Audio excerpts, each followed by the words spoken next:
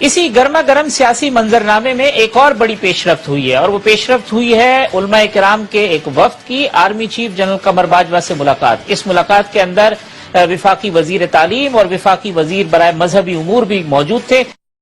میں army chief نے مدارس کے حوالے سے علماء کرام کے جو تحفظات ہیں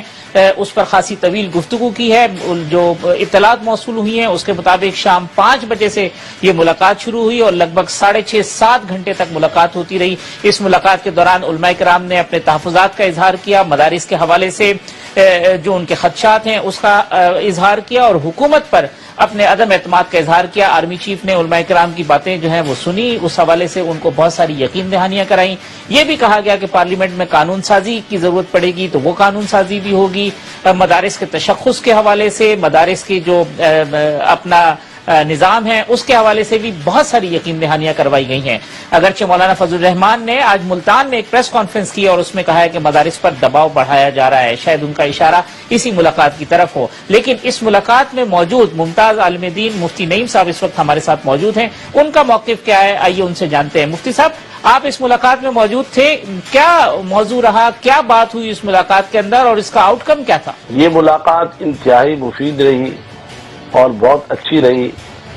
آرمی چیف نے مدارس کا موقف سنا اور ملاقات 5 بجے سے لے کر رات 11:30-12 بجے تک ملاقات رہی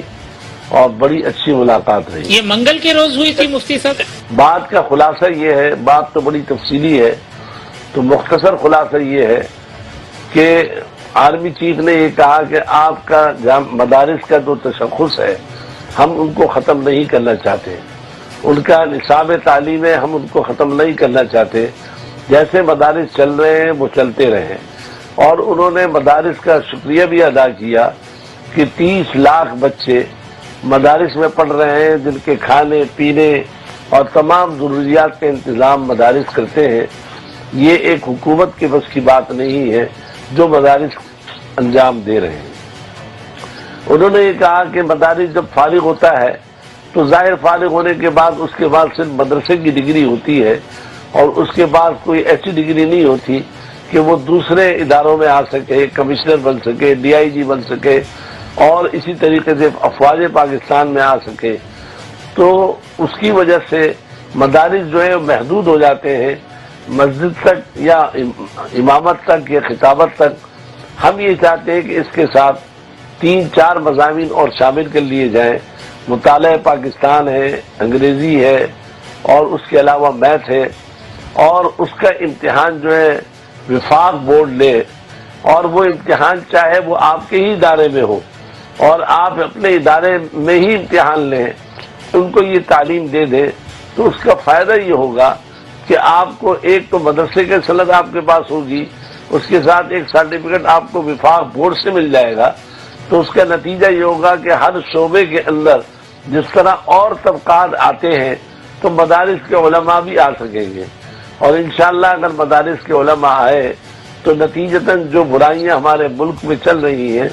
کافی حد تک ان کی تبدیلی آئے گی، اور ان کی سوچ بالکل صحیح ہے۔ آرمی چیف نے سوچ کی، علماء کو کچھ تحفظات تھے کہ ایسا نہ ہو کہ حکومتیں مدارس کا تشخص ختم کریں، تو اس پر جو ہے مکمل طور پر انہوں نے جواب دیا ایک ایک بات کا، اور بڑے طریقے سے مطمئن ہوئے۔ انہوں نے یہاں تک کہا کہ ہم آپ کے لیے پارلیمنٹ سے قانون منظور کروائیں گے، وزیر تعلیم نے اور دوسروں نے کہا، تاکہ مدارس کا مکمل تحفظ ہو۔ اس میں وفاق المدارس کے نمائندے بھی تھے، اتحاد تنظیمات جو ہے ان کے نمائندے بھی تھے، وفاق المدارس کے بھی تھے، اتحاد تنظیمات کے بھی تھے، اور مفتی تقی صاحب، مفتی رفیع صاحب اور سارے ہی لوگ موجود تھے، مفتی منیب الرحمان صاحب سارے موجود تھے، اور بہت لمبی طویل بات چیت ہوئی۔ میں اللہ جزائے خیر دیں آرمی چیف کو کہ انہوں نے اتنا وقت دیا باوجود اپنی مصروفیات کے، اور اتنا وقت دیا اور اس کی بات کو سنا، اور سننے کے بعد جو تحفظات تھے انہوں نے لکھے بھی، اور اس کو دور کر کے ہی انشاءاللہ مدارس کی ایک بورڈ، ایک کمیٹی بنا دی جس میں وفاقی وزیر تعلیم اور سیکٹری تعلیم اور دوسرے لوگ ہوں گے۔ وہ بیٹھ کر معاملات کو طے کریں گے، اور طے کرنے کے بعد اتحاد تنظیمات کی طرف سے یہ بات جاری ہوگی۔ بیسک اعتراض ہی یہی تھا کہ ایک میڈیکل یونیورسٹی سے آپ یہ توقع کریں کہ وہ انجینئرنگ کی ڈگری دے، اب مدارس کی تو اپنی ڈگری ہے، اس کو اس میں مضامین شامل کر کے اس کو کسی بھی جو کالج کی ڈگری ہے یا یونیورسٹی کی ڈگری ہے اس کے ایکویلنٹ کر دیا جائے۔ پہلے یہ تھا کہ مدارس کی ڈگری کو برابر کرتے تھے، اب مدارس کو یہ ڈگری ملے گی جس طریقے سے مدارس اپنی ڈگری دیتے ہیں، وفاق بورڈ بھی ڈگری دے گا۔ مولانا فضل الرحمان صاحب کا ایک سٹیٹمنٹ سامنے آیا، انہوں نے کہا جی مدارس پر دباؤ بڑھایا جا رہا ہے، تو یہ ملاقات اس تناظر میں دیکھ رہے ہیں وہ؟ دیکھیں، مولانا فضل الرحمان صاحب کی اپنی رائے ہوگی، لیکن بتائیں کہ انہوں نے کوئی دباؤ نہیں ڈالا، انہوں نے صاف واضح لفظوں میں کہا مدارس کا اپنا تشخص بالکل باقی رہے گا، اس میں کوئی فرق نہیں آئے گا۔